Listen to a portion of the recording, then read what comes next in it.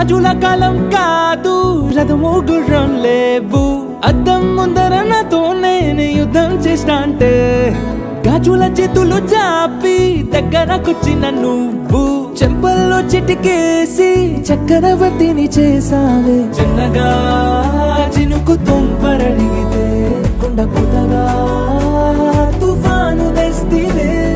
మాటగా మల్లె పువ్వు నడిగితే ముటగా పుల తొటగా పైనొచ్చి పడితివే. బుట్ట బొమ్మ నన్ను చుట్టుకొంటివే.